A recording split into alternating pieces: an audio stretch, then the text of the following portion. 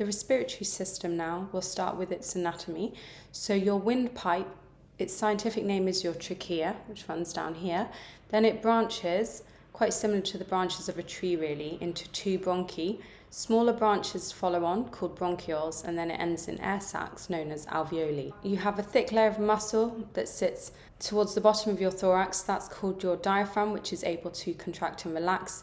Your rib cage provides a bony cage over the top of your lungs to help protect them.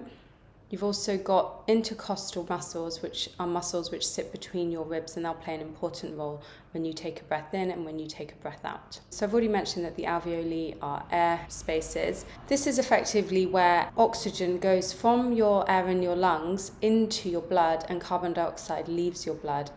There are small vessels known as capillaries which kind of cover your alveoli. They provide a very good blood supply in order to allow that gas exchange to take place. So what are the adaptations of the alveoli for gas exchange? Well, I've already said there's a large surface area, and that's due to their grape-like structure. They've got thin walls, so that provides a short diffusion distance.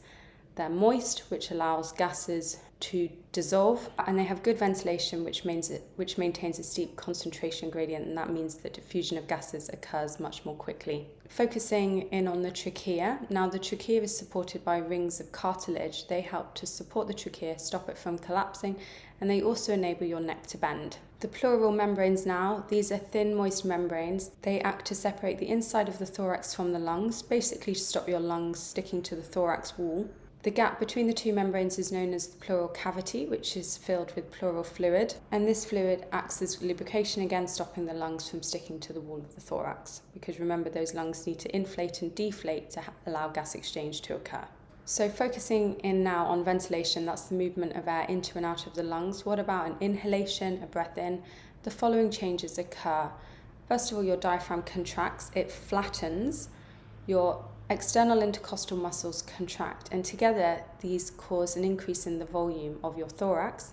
Because the volume's increased, by definition the pressure must decrease, and that's really in comparison to atmospheric air, and as a result air is drawn into the lungs. What about an exhalation now, a breath out? The opposite occurs. This time your diaphragm relaxes, it becomes dome-shaped, your external intercostal muscles relax. Together, these reduce the volume within your thorax, meaning that the pressure this time increases compared with atmospheric pressure. Therefore, air is forced out of your lungs. If you consider the difference in composition between inhaled and exhaled air, clearly inhaled air will contain more oxygen compared with exhaled air because the oxygen's been used by cells in respiration. Exhaled air contains more carbon dioxide and more water vapor compared with inhaled air, and that's because these two substances are products of respiration carried out by our cells. So these substances get transported to the lungs so that they can be breathed out. Now we're getting into the nitty-gritty of some kind of intense lung terms, such as lung capacity. This is the maximum volume of air that can be contained within our lungs. Vital capacity is the maximum volume of air that can be forcefully exhaled from our lungs in one breath. Residual volume, this is the volume of air left in our lungs after a forced exhalation. And tidal volume, this is the volume of air breathed in one normal breath. A spirometer is a piece of equipment or apparatus that can be used to measure the volume of air breathed in and breathed out. There's a mouthpiece that you breathe in and out of, which is attached to an air chamber which moves up and down. It's attached to a pen which draws a trace on a piece of paper. Why does our breathing rate increase during exercise? I'm sure you're aware if you've gone on a run, you'll start breathing far faster, far more deeply. The reason for that is because your muscle cells in particular need to respire more. They need to release more energy to allow your muscles to contract. Respiration, remember, produces carbon dioxide. This increase in carbon dioxide is detected by the brain, specifically the medulla oblongata, as well as receptors in the arteries. Electrical impulses are sent to the respiratory center in the medulla, which causes an increase in breathing rate in order to remove that extra carbon dioxide from the blood. There are obviously lots of benefits associated with exercise on the cardiovascular system.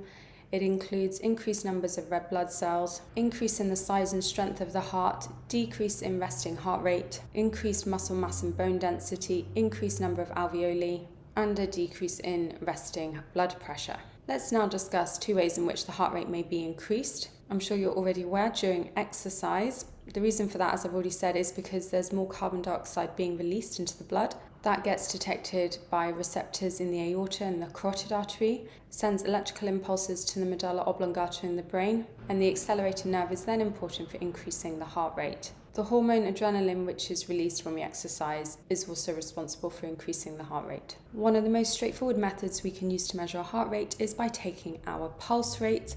Remember, you can feel that pretty much in your wrist and in your neck, although you might want to attach yourself to a monitor in order to get a more accurate representation of your pulse rate. The simplest way to see the effect of exercise on the heart rate is basically to take your pulse rate at rest for 1 minute, then do some exercise, and then measure your pulse rate directly afterwards for a further minute. Remember, the advantage of an increased heart rate during exercise is because the heart is responsible for pumping blood around your body. That blood contains the all-important glucose and oxygen needed by cells to carry out the respiration required to release energy and to enable our muscles to contract. You find that the fitter the person, the more they exercise, the lower their pulse rate, their heart rate tends to be. Now we'll talk about the effect of smoking on the body. So smoking is obviously really bad for you. There's lots of reasons for this. First of all, cigarettes contain tar. Tar is a carcinogen. This is a chemical which causes cancer. So people who smoke for a very long time may see increased likelihood of getting lung cancer. The other problem with smoking is that it paralyzes those cilia which line your trachea. Remember that these are cells which waft backwards and forwards, removing bacteria-laden mucus from our trachea so that it can be destroyed by the hydrochloric acid in our stomach. When our cilia is paralyzed, that bacteria stays in our trachea. Therefore, you see an increase in infection and an increased incidence of diseases like bronchitis. Long-term smoking may also cause the disease emphysema. Now, emphysema damages your alveolar walls, therefore effectively reducing their surface area, meaning that less gas exchange takes place. So a person really struggles to breathe out when they have emphysema, which is a chronic disease that can't really be treated. You'll often see people using oxygen tanks if they have emphysema. Cigarettes contain nicotine. It's an addictive drug. Nicotine actually increases the viscosity of the blood. It makes it thicker, meaning that you have an increased chance of high blood pressure and the coronary heart disease associated with that. Cigarette smoke contains carbon monoxide. Carbon monoxide, remember, combines irreversibly with the hemoglobin in red blood cells. This prevents the transport of oxygen, so it is highly toxic.